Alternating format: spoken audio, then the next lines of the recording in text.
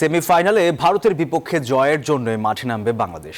প্রত্যাশা বিসিবির নারী উইংয়ের প্রধান হাবিবুল বাশারের। বলছেন, ভারতের বিপক্ষে বড় ম্যাচে জয়ের অভিজ্ঞতা আছে জ্যোতির দলের।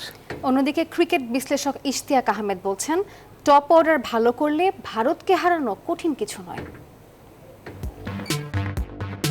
2018 সালে এই ভারতকে হারিয়ে এশিয়া কাপের শিরোপা জিতেছিল বাংলাদেশ। প্রায় 6 বছর পর আবারও ভারত বাংলাদেশের বড় ম্যাচ, যাতে বেশ এগিয়ে ভারত। কিন্তু শেষ দুই ম্যাচে টাইগার্সদের পারফরমেন্স কিছুটা হলেও আশা জাগাচ্ছে লড়াই করার। বিসিবির নারী উইংয়ের প্রধান হাবিবুল বাশার বলছেন, ভারত বড় দল হলেও তাদের বিপক্ষে বড় মঞ্চে জয়ের অভিজ্ঞতা আছে বাংলাদেশের। সেই এসেছি, তখন তো ফাইনাল অবশ্যই খেলতে চাই। ফাইনাল খেলার তো আসলে ব্যাপারটা অন্যরকম।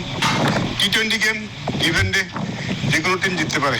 এশিয়া কাপের প্রথম ম্যাচে শ্রীলঙ্কার সাথে বড় ব্যবধানে হারলেও পরের দুই ম্যাচ থাইল্যান্ড, মালয়েশিয়াকে রীতিমতো উড়িয়ে দিয়েছে বাংলাদেশ। ক্রিকেট বিশ্লেষক ইশতিয়াক আহমেদ বলছেন, টপ অর্ডার ব্যাটারদের দায়িত্ব নিতে হবে ভারতের বিপক্ষে ম্যাচে। ব্যাটিংয়ে ইমপ্রুভমেন্ট দেখেছি আমরা 192 for 2 মালয়েশিয়ার এগেনস্টে খুবই অ্যাগ্রেসিভ ব্যাটিং করেছে। ব্যাটার্সদের ফেলিয়ারের কারণে তারা পারফর্ম করতে পারছিল না। এশিয়া কাপের ফাইনালে খেলতে পারলে সামনে ঘরের মাটিতে বিশ্বকাপের প্রস্তুতিটাও দারুণ হবে বাংলাদেশের জন্য।